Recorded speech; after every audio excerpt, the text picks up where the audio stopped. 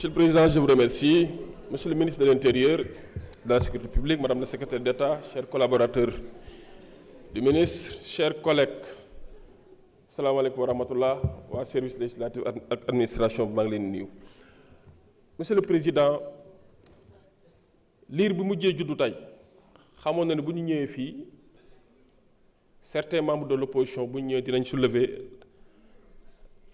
règlement article 82 du règlement intérieur pour tuddee ko question préalable mais en réalité dilatoire la article 83 en réalité dilatoire la ñuy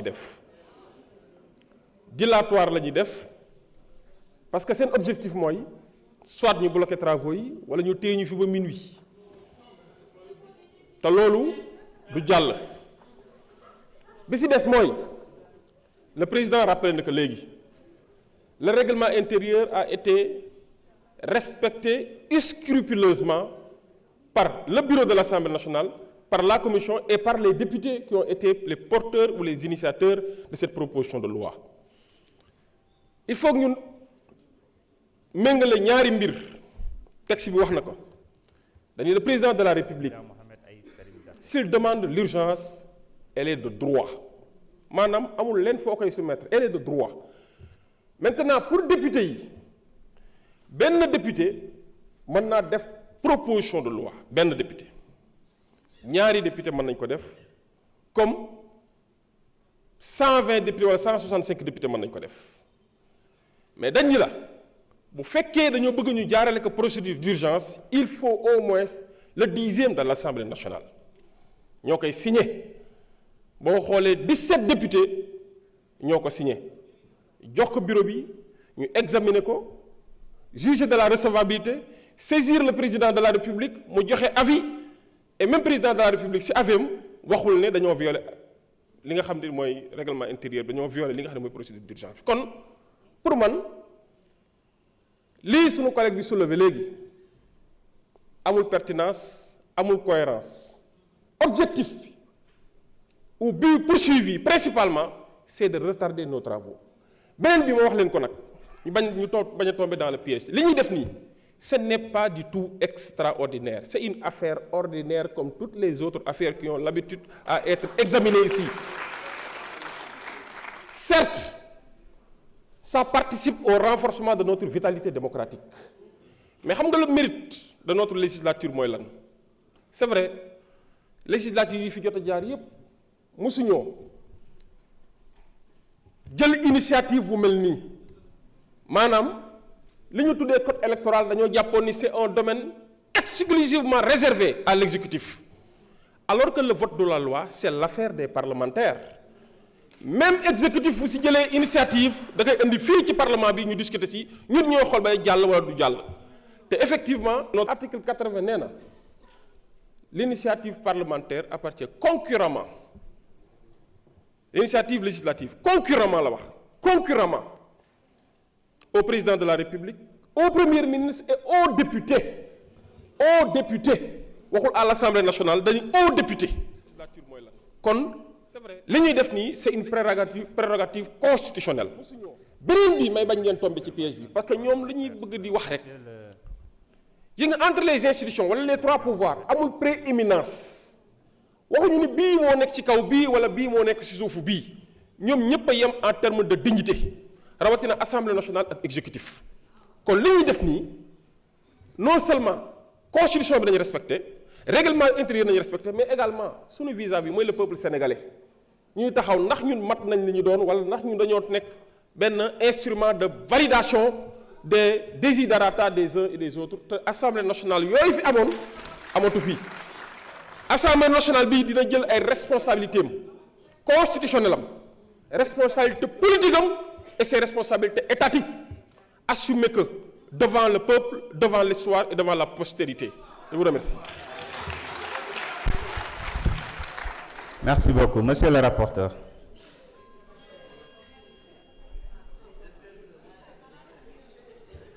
Merci président.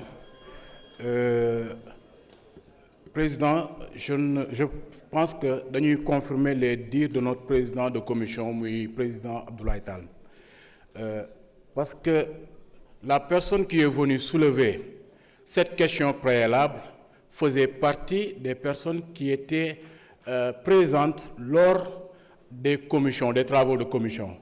Et pourquoi soulever ko fofu? C'est-à-dire dañuy ñaan ñu bàyyi la politique politicienne bu ñuy def bu ñu caméra yi tàkkee ñu taxaw fii di politique pour wane wala pour fësal.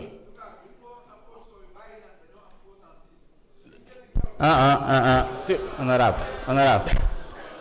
Honorable, s'il vous plaît. dañuy ñaan. S'il vous plaît, vous n'avez pas la parole. Cheikh Bara, s'il vous plaît.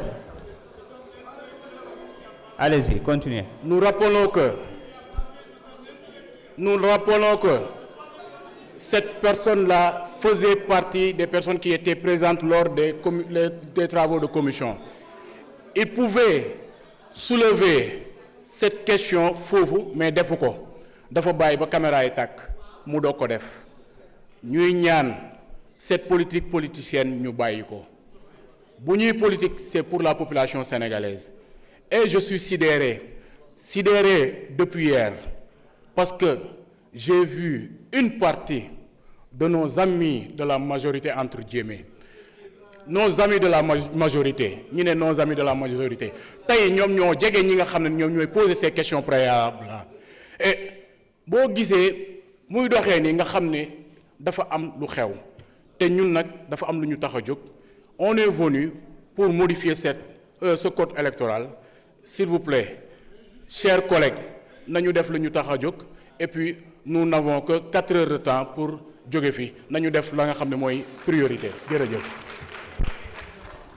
Merci beaucoup. Monsieur le ministre de l'Intérieur ou Ayib Daffé. Merci beaucoup, Monsieur le Président. Nous n'avons pas d'observation. Merci. Honorable Ayib.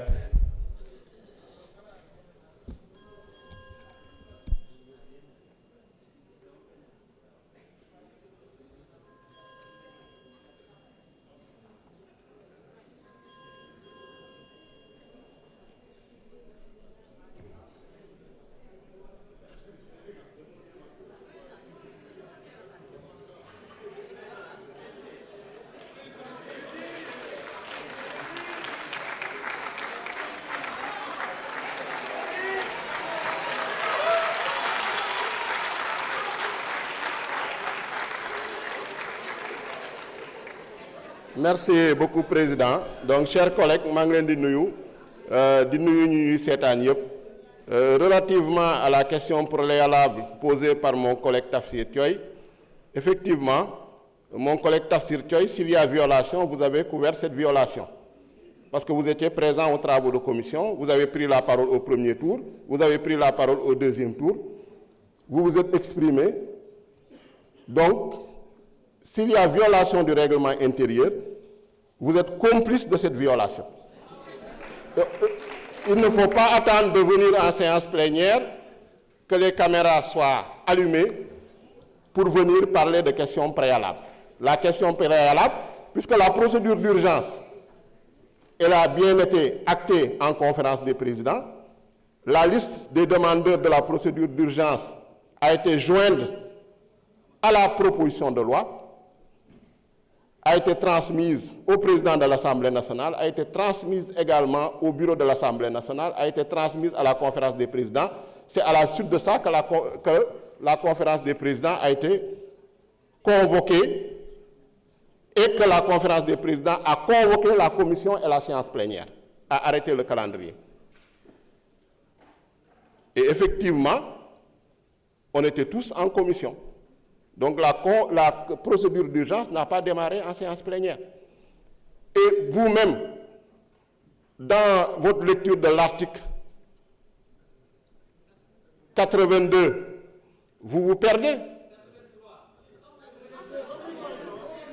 Vous vous perdez puisque vous parlez de demande qui doit être mise immédiatement aux voix. Une demande mise immédiatement aux voix, ça veut dire que la demande a été déposée en pleine séance. Donc, il faut arrêter de faire de la confusion, il faut arrêter de faire de l'amalgame. Je propose à l'Assemblée nationale de poursuivre nos travaux et de rejeter cette question préalable comme étant une simple manœuvre dilatoire comme ils en ont l'habitude. Je vous remercie.